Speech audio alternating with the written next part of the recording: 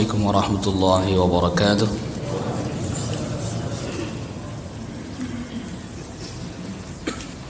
Innal hamdalillah nahmaduhu wa nasta'inuhu wa nastaghfiruh wa na'udzu billahi min shururi anfusina wa min sayyiati a'malina. May yahdihillahu fala mudilla lahu wa may yudlil fala hadiya lahu. أشهد أن لا إله إلا الله وحده لا شريك له وأشهد أن محمدا عبده ورسوله يا أيها الذين آمنوا اتقوا الله حق تقاته ولا تموتن إلا وأنتم مسلمون يا أيها الناس اتقوا ربكم الذي خلقكم من نفس واحدة وخلق منها زوجها وبث منهما رجالا كثيرا ونساء واتقوا الله الذي تساءلون به والأرحام إن الله كان عليكم رقيبا يا أيها الذين آمنوا اتقوا الله وقولوا قولا سديدا يصلح لكم أعمالكم ويغفر لكم ذنوبكم ومن يطع الله ورسوله فقد فاز فوزا عظيما أما بعد فإن أصدق الحديث كتاب الله وخير الهدي هدي محمد صلى الله عليه وسلم وشر الأمور محدثاتها وكل محدثة بدعة وكل بدعة ضلالة وكل ضلالة في النار. معاشر الحاضرين أيها الإخوة رحمكم الله. Pada pertemuan kita di malam hari ini, pembahasan kita sekarang kita masuk kepada bab yang ke-21. Jadi kalau di kitab yang terjemah bab 21, tapi di dalam kitab aslinya itu masih bab 20. Sebagaimana kita sudah sering sebutkan, ini hanya perbedaan penomoran saja. Yaitu babu ma jaa annal ghuluwa fi quburis salihin yusayyiruha awthanan tu'badu min dunillah.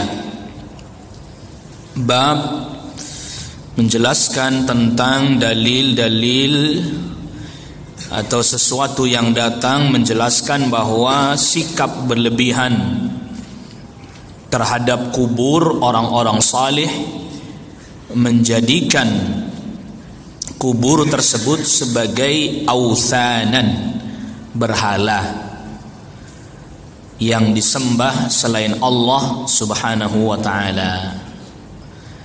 Kalau pada bab yang sebelumnya, yaitu bab yang ke-20 atau bab yang ke-19, judul babnya yaitu babu ma jaa minat taghlid fi man abadallaha inda qabri rajulin salih fakaifa idza abadahu.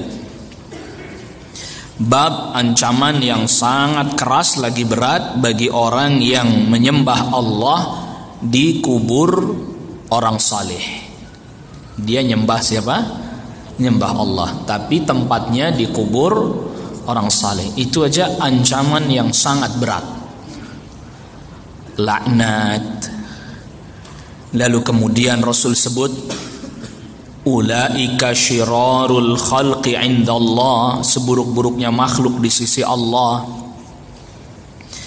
Dan juga jelas-jelas Rasul sallallahu alaihi wasallam melarang hal tersebut. Fa inni anhaakum an dzalik, aku melarang kalian dari perbuatan tersebut. Ini enggak nyembah kubur, dia beribadah kepada Allah tapi tempatnya apa? Di kuburan orang saleh. Dan ini adalah merupakan preventif. Jadi jangan sampai kemudian orang menjadikan kubur itu sebagai authanan, berhala yang disembah selain Allah Subhanahu wa taala. Tentu bukan fisik kuburnya, bukan. Siapapun pasti akan faham yang dimaksud menyembah kubur bukan menyembah fisik kuburnya tersebut, tidak. Sebagaimana orang-orang Quraisy terdahulu, mereka juga tidak menyembah fisik batunya atau pohonnya, tetapi ada makna yang terkait dengan benda tersebut, dengan pohon tersebut, dengan patung tersebut. Jadi bukan batunya, bukan, tetapi ada makna yang terkandung di situ. Oleh karena itulah, di antara makna atau sesuatu yang begitu kuat, dan kalau tidak berfisik, di sini ada para ulama membedakan. Di antara para ulama ada yang membedakan al-wathan, berhala tapi disebutnya wathan, itu yang ma laisa lahu suratun, tidak ada rupanya, artinya tidak berbentuk patungkah, tidak berbentuk lukisan atau semisalnya, tidak ada bentuknya, itu wathan. Kalau sonam, jamaknya adalah asnam, itu yang ada bentuknya, patung dan seterusnya. Artinya bahwa ya bukan semata-mata fisiknya itu. Kalau fisiknya itu ya tahu mereka itu cuma batu, itu cuma pohon, tapi ada makna yang dia yakini terkandung di situ. Oleh karena itu, di dalam bab ini oleh al-muallif rahimahullahu taala Asy-Syaikh Muhammad Ibn Abdul Wahhab At-Tamimi An-Najdi, dibawakan hadis yang diriwayatkan oleh Al-Imam Malik di dalam Al-Muwatta, di mana Rasulullah sallallahu alaihi wasallam bersabda, Allahumma la taj'al qabri wathanan yu'bad. Ya Allah, janganlah engkau jadikan kuburku sebagai berhala yang disembah. Jadi Nabi SAW khawatir, sangat khawatir kalau kubur beliau dijadikan berhala untuk disembah. Maka oleh karena itu, lanjutan hadisnya, ishtadda ghadabullah ala qaumin, sungguh sangat berat murka Allah atas satu kaum, ittakhadhu qubur anbiya'ihim masajid, yang menjadikan kubur para nabi mereka sebagai tempat ibadah. Jadi perhatikan hubungan hadis ini. Di awal mula Rasul mohon kepada Allah, Allahumma la taj'al qabri wathanan yu'bad. Ya Allah, jangan jadikan kuburku sebagai berhala yang disembah. Lalu Rasul sabdakan, sungguh sangat berat murka Allah, ishtadda ghadabullah ala qaum, atas satu kaum, ittakhadhu qubur anbiya'ihim masajid, yang menjadikan kubur para nabi sebagai masjid. Jadi yang kemarin kita sudah bahas yang ini, menjadikan kubur orang saleh sebagai tempat ibadah. Karena apa? Itu pintu menuju menjadikan kubur sebagai wathanan yu'bad. Jadi pintunya saja, yaitu beribadah di kubur orang saleh kepada Allah, itu pintunya menuju kepada menjadikan kuburan sebagai berhala yang disembah, itu saja ancamannya sangat berat murka Allah, laknat, syirarul khalq, seburuk-buruknya makhluk. Tegas-tegas Rasul katakan, wa inni anhaakum an dzalik, aku melarang kalian dari perbuatan tersebut. Karena ini adalah pintu menuju kepada ini tadi, menjadikan kubur ini sebagai wathanan yu'bad. Ya ini. Jadi pintunya saja udah dilarang, baru mau masuk sudah dilarang. Jangan sampai kemudian nanti lama-kelamaan akhirnya betul terjadi. Preventif ya. Dan kita sudah jelaskan berulang-ulang bahwa kalau untuk masalah zina saja, itu kan larangannya preventif. wala taqrabuz zina, jangan dekat-dekat zina. Itu preventif kan, dekat aja jangan, apalagi Anda kerjakan. Dan kita tahu kesyirikan jauh lebih berat daripada zina.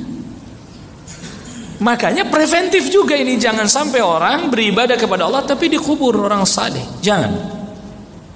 Kalau pintu itu sudah dibuka, dibolehkan orang menjadikan kubur sebagai tempat peribadahan, ibadahnya kepada Allah, berdoanya kepada Allah, mintanya kepada Allah, tapi di situ dikubur orang saleh.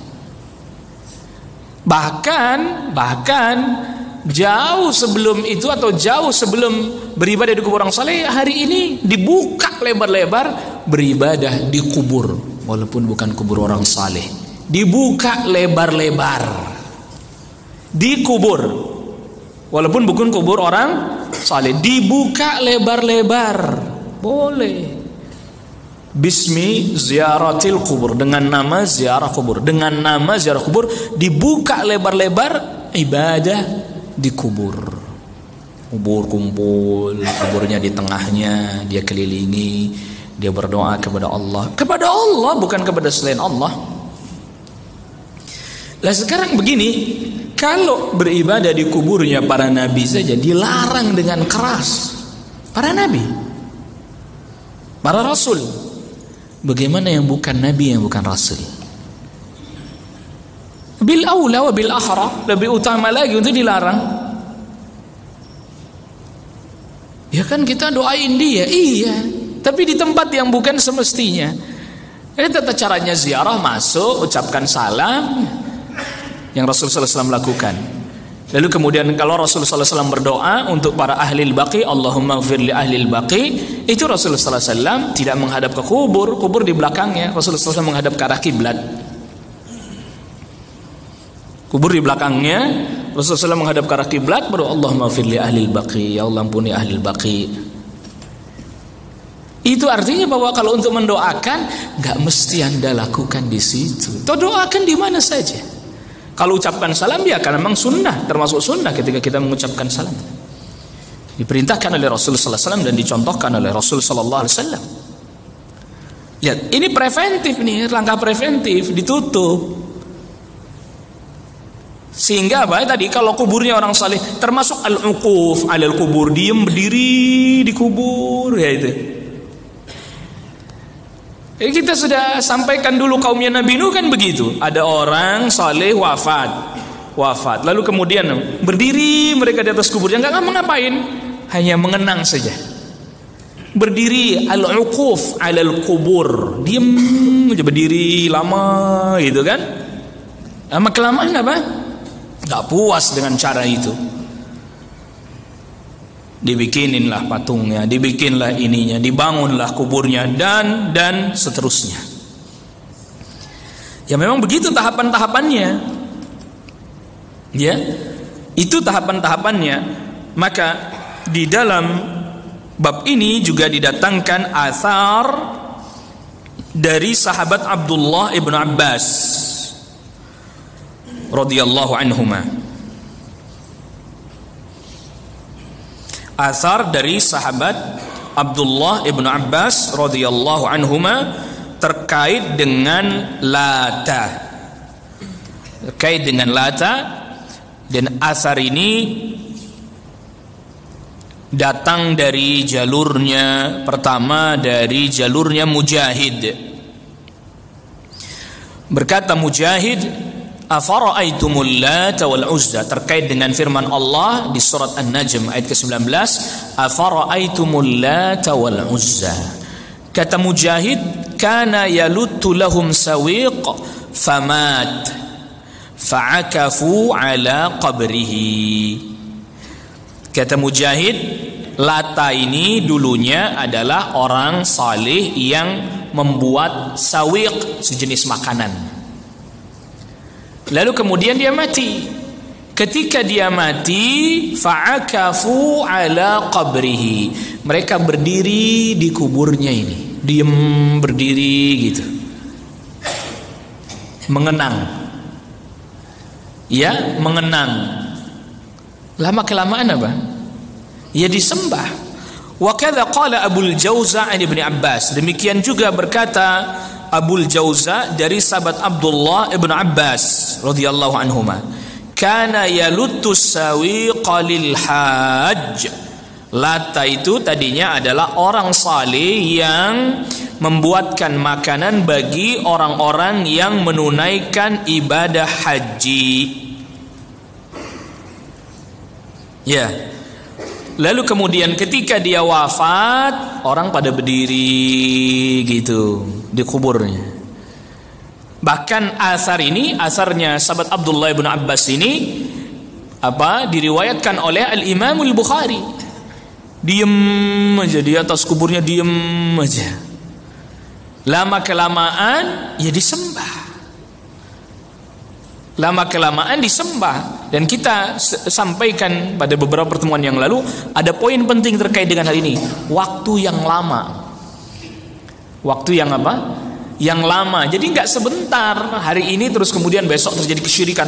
Tapi waktu yang lama, jalan waktu yang lama dulu. Sudah begitu lalu kemudian akhirnya disembah. Maka kita sudah jelaskan perkataannya Ummul Mukminin Aisyah radhiyallahu anha terkait dengan kubur Rasul sallallahu alaihi wasallam. Ya, walaula dzalika la ubriza qabruhu walakinnahu khusya ay yuttakhadha masjida. Kalau bukan karena sebab itu niscaya kubur Nabi diletakkan di luar, tapi khawatir dijadikan sebagai tempat ibadah. Ditambah lagi memang sahabat Abu Bakar As-Siddiq radhiyallahu an pernah mendengar Rasul sallallahu alaihi wasallam sabdakan bahwa ma qubida nabiyyun illa dufina haitsu qubida. Tidaklah seorang nabi wafat melainkan dia dikuburkan di tempat dia dia wafat. Jadi taruh di luar. Dan Allah Subhanahu wa taala ijabah doanya Rasul sallallahu alaihi wasallam. Kuburnya Rasul sallallahu alaihi wasallam tidak dijadikan sebagai wasanan yu'bad. Dan kita sudah jelaskan bagaimana kubur Rasulullah SAW di tembok hari ini 4 lapis. Jadi yang paling luar itu, yang orang kalau lewat ziarah itu kelihatan, itu bagian paling luarnya. Nanti di dalam ada tembok lagi. Dalam ada tembok lagi. Jadi di dalamnya 3. Jaraknya 1 meter, 1 meter, 1 meter, 1 meter. Sehingga Raudhah yang sekarang para jamaah haji, para jamaah umrah masuk ke situ, yang Rasul sabdakan ma baina baiti wa mimbari raudhatun min riyadil jannah, antara rumahku dan mimbarku bukan kubur. Hadisnya antara mimbar, antara rumah dan mimbar, karena memang tadinya bukan kubur, itu rumah, adalah taman dari taman-taman surga. Tadinya itu Masjid Nabawi, ada gangnya, lalu kemudian baru kamar. Tadinya seperti itu. Tapi karena perluasan akhirnya masuk, itu pun dinding-dindingnya tidak dilepas, tidak dibuka. Dan sekarang jadi 4, dibikin segitiga gitu, agar supaya kalau orang salat nggak menyembah atau nggak menghadap ke arah kubur. Saking itu dijaga, dan itu bukti diijabahnya doanya Rasul sallallahu alaihi wasallam. Rasul mohon agar kuburan Rasul sallallahu alaihi wasallam jangan dijadikan wathana yu'bad, berhala yang disembah. Bukan faktor karena semata-mata kuburannya, tapi tadi orang telah melampaui batasan-batasan syariat terkait dengan kubur Nabi sallallahu alaihi wasallam. Itu hulu itu. Usap-usap. Hah? Iya kan? Orang lewat usap-usap. Berdoa dengan menghadap kubur Rasul sallallahu alaihi wasallam. Berdoa dengan menghadap kubur Rasul sallallahu alaihi wasallam, enggak menghadap kiblat, tapi menghadap kubur Rasul sallallahu alaihi wasallam. Nauzubillah. Orang melakukan perjalanan niatnya semata-mata mengunjungi kubur Nabi sallallahu alaihi wasallam. Ini enggak benar. Karena yang diperintahkan kita datang ke Masjid Nabawi untuk apa? Untuk salat, untuk beribadah di Masjid Nabawi. Adapun kemudian setelah itu berziarah kubur Nabi, silahkan, tapi bukan menjadi tujuan utama datang ke Madinah adalah untuk menziarahi kubur Nabi. Maka ketika sulh al-Hudaybiyah, perjanjian Hudaybiyah, Rasulullah SAW kan menuju Mekah, itu niatnya mau umrah kan, tapi kemudian akhirnya dihalangi oleh orang-orang Quraisy, maka terjadilah perjanjian Hudaybiyah. Dari Madinah mau menuju Makkah, Rasulullah SAW singgah di Abwa, kira-kira sekitar 25 km dari Madinah ke arah Makkah. Disitulah dikuburkan ibundanya Rasul sallallahu alaihi wasallam. Rasul sallallahu alaihi wasallam minta izin kepada Allah dua hal. Yang pertama, menziarahi kubur ibunda beliau, diperkenankan. Yang kedua apa? Mendoakan, tidak diperkenankan oleh Allah Subhanahu wa taala. Pertanyaan, kenapa Rasulullah sallallahu alaihi wasallam sampai minta izin untuk menziarahi kubur ibunya? Wallahu alam, karena memang enggak ada orang mau ziarah kubur harus sampai perjalanan jauh. Masuk dalam keumuman sabda Nabi sallallahu alaihi wasallam, la tushaddur rihal illa ila thalathati masajid. Tidak dilakukan perjalanan yang jauh dalam rangka untuk beribadah, mendekatkan diri kepada Allah, melainkan menuju ketiga masjid: Masjidil Haram, Masjid Nabawi, dan Masjidil Aqsa. Maka perjalanan jauh hanya untuk ziarah kubur tidak boleh. Karena ziarah kubur tujuannya mengingat kematian. Ya, kubur manapun, kubur terdekat dan kubur manapun, tidak harus perjalanan jauh. Syaddur rihal, naik kendaraan, waktu yang lama, tenaga, bahkan harta dikeluarkan. Tidak. Itu makanya Nabi SAW minta izin. Karena kalau hanya untuk ziarah kubur semata, cukup ke Baqi. Dan itu pekuburan yang ada di Madinah. Dan beliau di Madinah kan, cukup kemana? Ke Baqi. Tidak perlu harus ke Abwa, 25 kiloan dari Madinah jaraknya. Tidak perlu. Di situ pun terdapat faedah. Di antara faedahnya apa? Tidak ada pengkhususan ziarah kubur kepada kubur orang tua. Tidak ada. Enggak ada. Kenapa tidak ada pengkhususan? Iya, karena yang namanya ziarah kubur mengingat apa? Mengingat mati, maka berarti kuburnya siapa saja.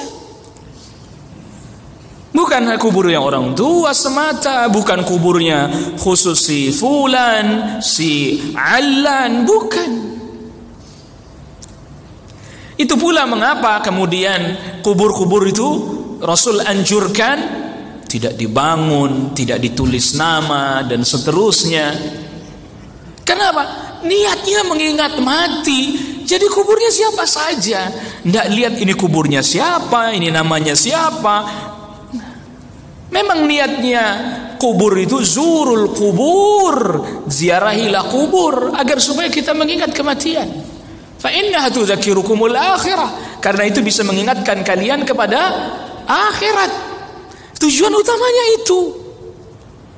Tujuan utamanya itu bukan untuk ibadah, bukan untuk berdoa di sisinya, di sebelahnya, bukan mengkhususkan kubur tertentu. Enggak, umum.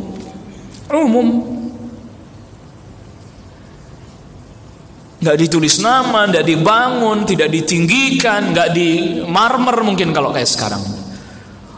Karena memang tujuannya apa? Mengingat kematian. Mengingat kematian, bukan beribadah di situ. Karena nanti kalau dibuka, ya, maka lihat ini langkah-langkahnya. Ziarah kubur mengkhususkan kubur tertentu. Atau tadi, kuburan orang tua lah lebih utama diziarahi. Mana dalil? Mana dalil? Kita sedang bicara agama kan? Orang kubur orang tua lah lebih utama untuk diziarahi. Mana dalil? Kita lagi bicara urusan agama. Gak ada. Ya tadi Nabi SAW mau ke Makkah menunaikan ibadah umrah. Tahu beliau sallallahu alaihi wasallam bahwa nanti ini akan melewati kubur ibunya lewat Abwa. Minta izin sama Allah. Minta izin loh sama Allah Rabbul Alamin. Rasul sallallahu alaihi wasallam minta izin karena tahu bahwa nggak perlu, kalau untuk hanya ziarah kubur nggak perlu safar, nggak perlu jauh-jauh, nggak perlu. Cukup di Baqi. Karena niatnya mengingat mati, cukup ke Baqi, cukup, nggak perlu harus safar. Even itu kubur orang tuanya, walaupun itu kubur orang tuanya. Mendoakan, kalau Nabi SAW dilarang, berdasarkan hadis sahih itu Muslim, Nabi mau doakan dilarang. Ya, udah nanti itu perdebatan panjang itu. Orang debat senang banget tuh kalau udah di bab begitu deh. Senangnya mancing pertanyaannya. Kita sudah sampaikan itu ya. Itu mengapa Nabi SAW minta izin kepada Allah Rabbul Alamin. Karena apa? Karena tahu ini enggak termasuk yang diperkenankan, harus syaddur rihal, harus perjalanan itu, padahal bukan menjadi tujuan utamanya Rasul SAW. Betul enggak?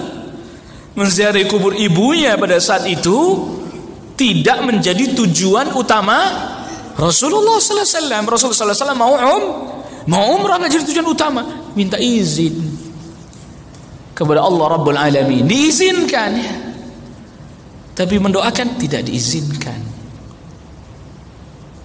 Nah itu poin penting. Jadi bertentangankah hadis-hadis tadi, larangan beribadah di kubur dan seterusnya, dengan anjuran menziarahi kubur? Bertentangan nggak setelah penjelasan seperti ini? Bertentangan nggak? Tidak. Rasul sallallahu alaihi wasallam ketika sabdakan kuntu nahaytukum an ziyaratil qubur ala fazuruha fa innaha tudzakirukumul akhirah. Dulu aku melarang kalian ziarah kubur, ziarahilah karena ziarah kubur bisa mengingatkan kalian kepada akhirat. Bertentangan dengan hadis-hadis yang melarang beribadah di kubur. Bertentangan tidak? Setelah penjelasan ini tidak, nggak bertentangan. Dan kuburnya nggak perlu harus kubur yang jauh, nggak harus safar, nggak harus saddur rihal dan seterusnya. Nggak, cukup kuburan terdekat saja, kuburan kaum muslimin terdekat saja. Bagi penduduk Madinah, Baqi cukup, nggak perlu dia harus safar-safar untuk ziarah kubur semata. Cukup. Ya antum juga sama, kalau mau ziarah kubur, ya kubur terdekat, nggak harus jauh-jauh, safar 3 hari 3 malam, naik kendaraan dan seterusnya.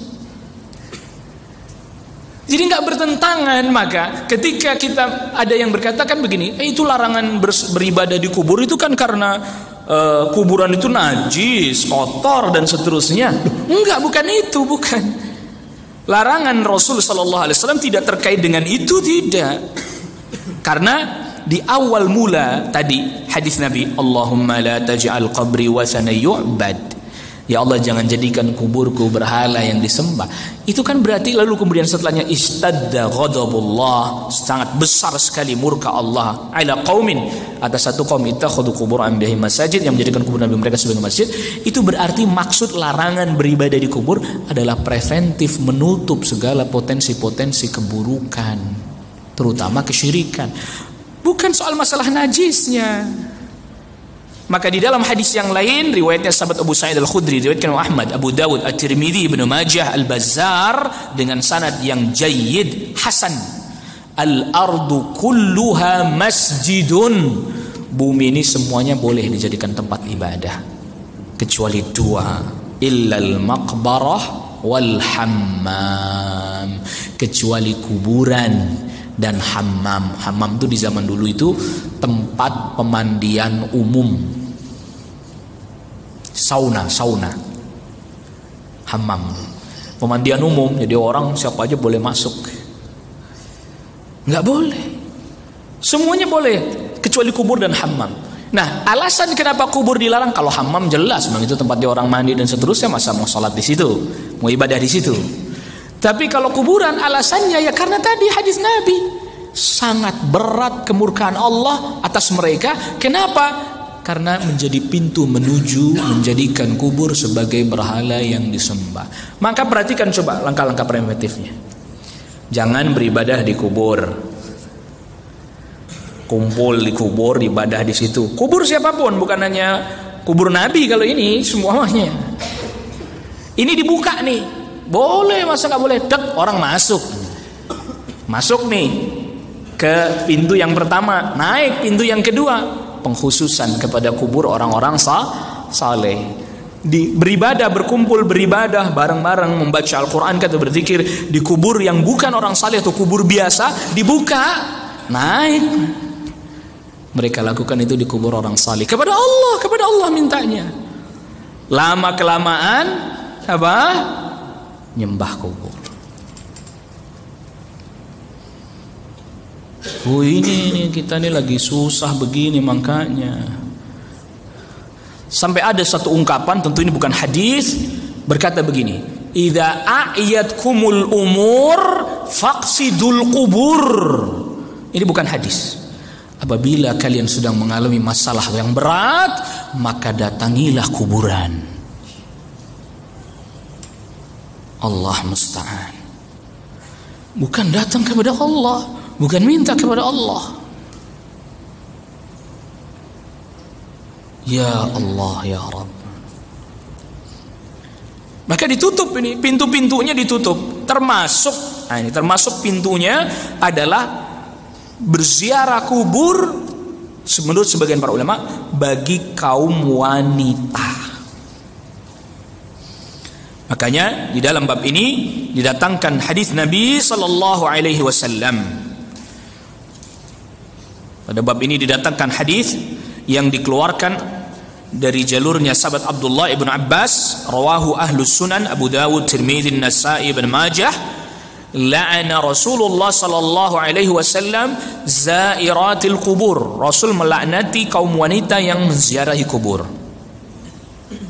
Preventif, dan ini sebagian para ulama memegang hadis ini sebagai hujjah, sebagai dalil kaum wanita tak boleh.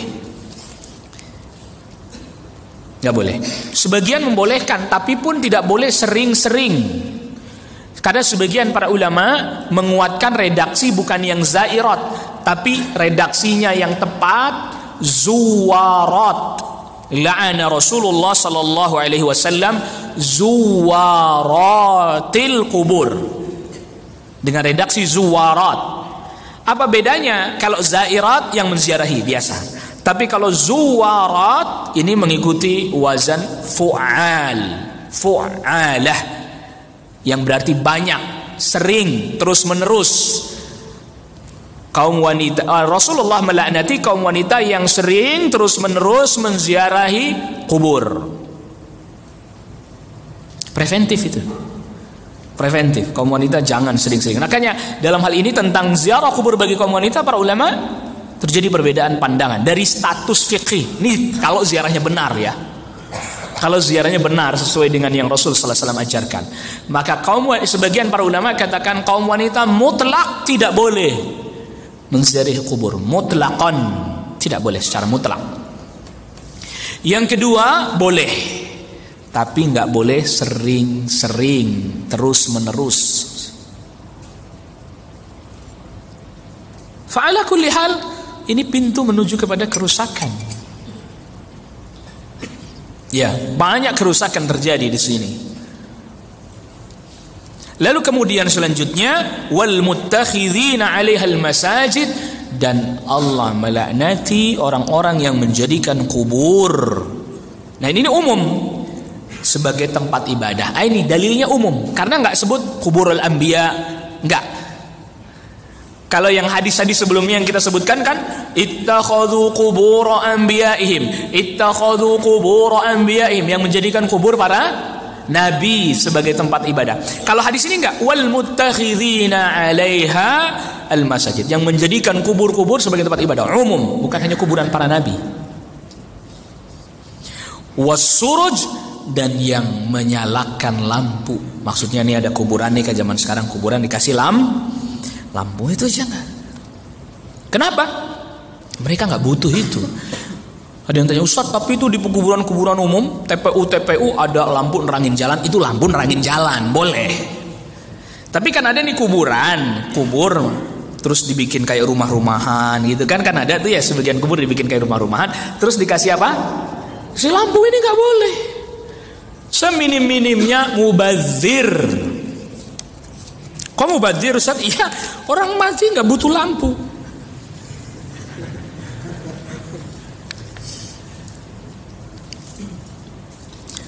Orang wafat tidak butuh apa? Lampu, tidak butuh itu. Seminim-minimnya mubazir, dia nggak butuh itu. Makanya coba tuh lihat. Baki, pekuburan Baki nggak ada lampu. Satu kubur kasih lampu nggak ada. Tapi lampu di luarnya gitu ya ada lampu di luar, orang biar terang dan seterusnya. Makanya kalau kita masuk ke Baki nggak ada lampu kanan kirinya, bahkan nggak ada lampunya yang di luar, di tembok luar. Nggak ada, di dalam nggak ada. Atau lampu dinyalakan, mereka bawa lampu portable ketika mau gali kubur waktu subuh, karena biasanya habis sholat subuh ada jenazah mau dikuburkan, itu pakai lampu karena biar bisa menguburkannya. Udah selesai itu udah mati, portable itu pun dibawa, selesai sudah. Makanya tadi ketika pintu-pintunya itu dibuka, masuk Pak. Ke dalam bab ini tadi penjelasan tentang ausan sudah, penjelasan tentang ibadah. Ibadah itu bukan hanya sekedar saya kan mintanya kepada Allah, nyebut nama Allah. Tapi kalau dikerjakan itu kuburan saleh, lama-lama hati terpautnya pada apa? Pada kubur. Hati terpautnya pada kubur. Ya, tadi contohnya perkataan, apabila kalian mengalami masalah yang berat, yang sulit, maka datangilah kubur. Bahkan ini saya perlu sampaikan, sebagian orang telah menyebutkan perkataan yang tadi saya sebutkan sebagai hadis Nabi. Tidak main-main ini. Perkataan tadi itu sudah dianggap sebagai, sebagian orang disebarkan sebagai sabda Rasulullah SAW. Ya, termasuk hadis man zara masjidi walam yazurni faqad jafani. Hadis maudhu'. Siapa orang yang menziarahi masjidku tapi enggak ziarahin kuburku, berarti dia telah menjauhi aku. Wah, lihat. Sampai sedemikian rupa dibikinin hadis palsunya. Man zarani fi mamati faka'annama zarani fi hayati. Siapa orang yang menziarahiku setelah aku wafat, berarti menziarahi kubur Nabi, maka dia seperti menziarahi aku ketika aku masih hidup. Palsu, maudhu', disebarkan. Qala Rasulullah. Orang dengarnya, wah ini sabda Nabi, ini bener nih. Terbuka pintu-pintu keburukan. Ya. Dan Nabi mohon perlindungan kepada Allah, sampai mohon perlindungan, ya Allah jangan sampai kuburku dijadikan sebagai berhala. Nabi mohon perlindungan. Berarti apa? Akan terjadi sesuatu yang dikhawatirkan oleh Nabi. Kan nggak mungkin Nabi mohon perlindungan dari sesuatu yang nggak terjadi pada masa yang akan datang. Ya. Dan Nabi SAW memohon perlindungan kepada Allah dibarengi dengan menjadikan kubur sebagai tempat ibadah. Dan juga disebut bahwa murka Allah begitu besar. Dan di antara yang paling penting dalam hal ini adalah mengetahui bagaimana orang menyembah Lata awal mulanya. Dan Lata ini termasuk akbarul awthan li Quraisy, berhala yang terbesar bagi Quraisy. Sampai-sampai Abu Sufyan berbangga, lana al-Lata wala lata lakum. Kami punya Lata dong, kalian gak punya Lata. Tuh, sampai berbangga mereka dengan Lata. Apa? Awal mulanya apa? Awal mulanya berdiri aja dia di kubur itu, mengenang. Awal mulanya terjadi penyembahan terhadap kuburnya Lata atau kepada Lata, berdiri. Itu awal mulanya. Dan dia itu orang saleh dia. Gitu. Dan itu orang saleh, bukan semata-mata kuburannya. Makanya preventif dilakukan. Masuk kaum wanita yang lemah hatinya, bisa jadi menyimpang dan seterusnya, apalagi meratap di kubur. Tutup aja lah, tidak boleh kaum wanita. Termasuk tadi nyalain lampu, termasuk membangun kubur. Kalau kubur udah dibangun, kubur dibangun, ada lampunya, apalagi nyaman tempatnya. Waduh, orang lebih betah ibadah di situ dibandingkan di masjid. Orang panas-panasan aja dibelain. Mau bukti? Ayo kita buktikan. Coba panas-panas pada pakai payung, pakai ini ngumpul di situ, dibelain panas-panas. Di masjid berasa nggak dibelain, datang. Ke masjid nggak dibela-belain. Di kubur panas-panas sampai begini pakai payung. Lama lagi, lama banget tuh belain. Hah? Kalau belum selesai nih yang dibaca, dibela-belain. Masjid adem, susah bener ke masjid. Allahu Akbar. La ilaha illallah. Iya, ini terjadi apa? Terbalik, keadaan terbalik. Ya termasuk yang Nabi SAW sabdakan itu. Di antara tanda hari akhir, keadaan terbalik. Yang hak nampak batil, yang batil nampak hak. Ini terbalik-balik. Kebalik-balik. Siapa yang larang ziarah kubur? Nggak ada. Caranya itu yang pertama, harus sesuai dengan aturan. Cuman coba kita sekarang ziarah kubur, masuk doang, ngucapin salam, keluar lagi. Kok gitu doang Pak Ustadz? Nah terus mau gimana? Tuh Pak, saking asingnya Islam. Masuk kuburan nih, Assalamualaikum ya ahli kubur. Kita baca seperti yang Rasul ajarkan. Sendal dilepas misalnya gitu, masuk, lewat doang, keluar lagi pakai. Ziarah kubur udah. Kok gitu doang Pak Ustadz? Nggak resep amat katanya. Nggak resep. Hujahnya nggak resep. Lah emang maunya gimana? Iya yang kayak orang-orang biasa kerjakan dong Pak Ustadz. Tuh kan yang biasa orang kerja. Ini baca. Enggak, doain di rumah bisa. Nyampe. Ya.